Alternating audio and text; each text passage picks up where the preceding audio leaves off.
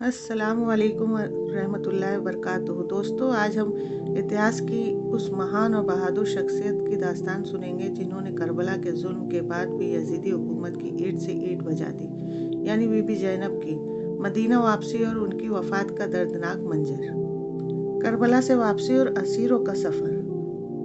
बीबी ज़ैनब, इमाम ज़ैनुल आबदीन और बच्चे। यजीद के दरबार से रिहाई के बाद बीबी ज़ैनब एक टूटे हुए दिल से अल्लाह की बारगाह में हाथ उठाती हैं। सब बच्चे उनके इर्द गिर्द सिमटे हुए हैं। यजीद के काले दरबार में हक की फतह का परचम लहराकर जब हुसैन की शेरदिल बहन बीबी ज़ैनब बाहर आई तो उन्होंने सबसे पहले अपने बिखरे हुए कुनबे और यतीम बच्चों को सीने से लगाया। आंसू में आंसू थे, आंखों में आंसू थे, लेकिन चेहरे पर सब्र का नूर। बीबी ज़ैनब दुआ करते हुए बोली, ऐ परवरदिगार, हम पर आए इस अजाब पर तेरा शुक्र है। मेरे भाई हुसैन की शहादत को कबूल फरमा।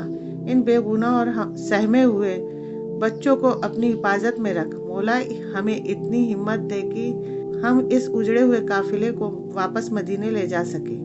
बीबी ज़ैनब एक एक करके सकीना, बाकीर और बाकी रोते हुए बच्चों को गले लगाती हैं, उनके आंसू पोंछती हैं।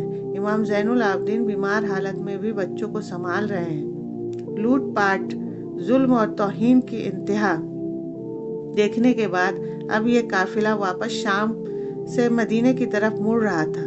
ज़ैनब ने माँ की तरह सब बच्चों को समेटा, जिनके पैर छालों से भरे थे और दिल अपनों के गम में डूबे थे।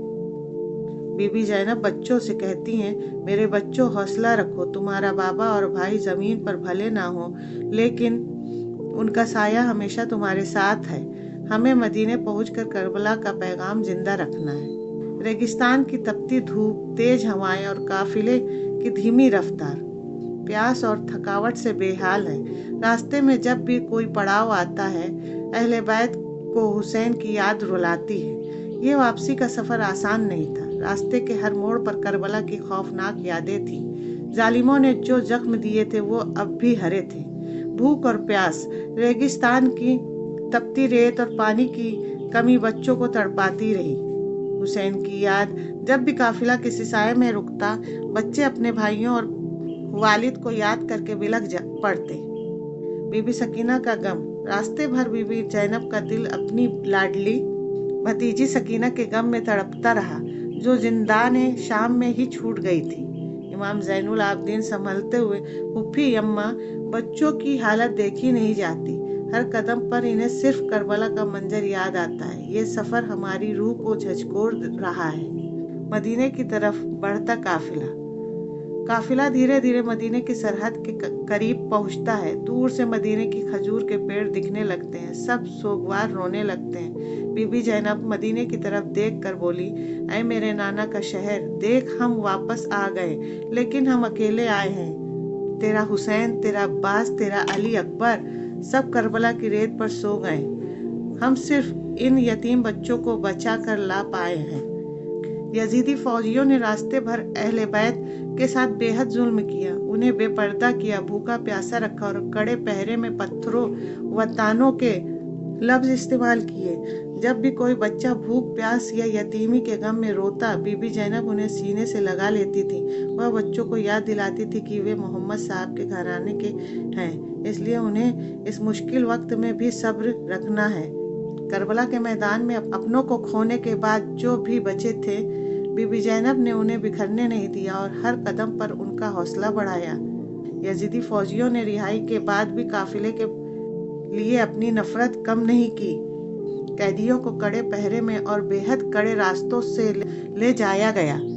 जिन शहरों से काफिला गुजरा, वहां यजीदी हुकूमत के इशारों पर लोगों ने ताने कसे और कई जगह पत्थर भी फेंके। अहले बैत को भूखा प्यासा रखकर मानसिक और शारीरिक यातनाएं दी गई। इस जुल्म के खिलाफ बीबी ज़ैनब ने रास्ते में और दरबार में ऐसे ऐतिहासिक भाषण दिए कि जिससे यजीद की क्रूरता पूरी दुनिया के सामने बेनकाब हो गई। करबला का दोबारा सफ़र। मदीना जाते समय ये काफिला एक बार सिर्फ करबला के मैदान पहुंचा। वहां पहुंचकर पूरे घराने ने अपने शहीदों को याद किया और जोर जोर से मातम किया।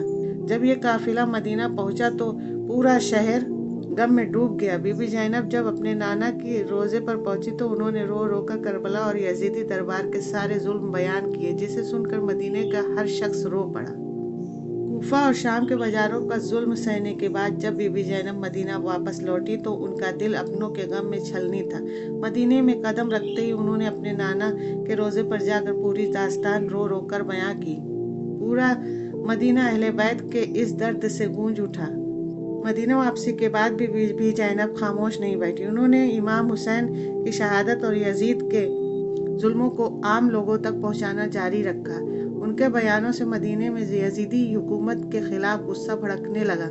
माहौल को बिगड़ता देख मदीना के गवर्नर ने उन्हें शहर छोड़ने पर मजबूर कर दिया। इतिहासकारों के अनुसार मदीना से निकलने के बाद वह अपने शौहर हज़रत अब्दुल्लाह बिन जाफ़र के साथ शाम या मिस्र चली गईं।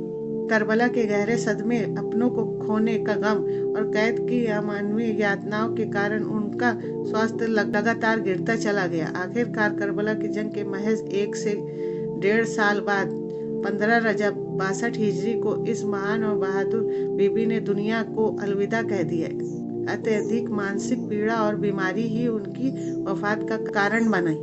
आज सीरिया की राजधानी दमिश्क में स्थित उनका मजार दुनिया भर के इंसानों के लिए सब्र, हिम्मत और इंसाफ के खिलाफ आवाज़ उठाने की सबसे बड़ी प्रेरणा है। सलाम हो बीबी ज़ैनब पर। दोस्तों, बीबी ज़ैनब का हौसला हमें सिखाता है कि जुल्म कितना भी बड़ा हो, सच के आगे उसे झुकना ही पड़ता है। अगर आपको इतिहास की ये दर्दनाक और प्रेरणादायक दास्तान पसंद आई हो तो वीडियो को लाइक करें, अपने विचार कमेंट में साझा करें और चैनल को सब्सक्राइब जरूर करें। अल्लाह हाफिज़।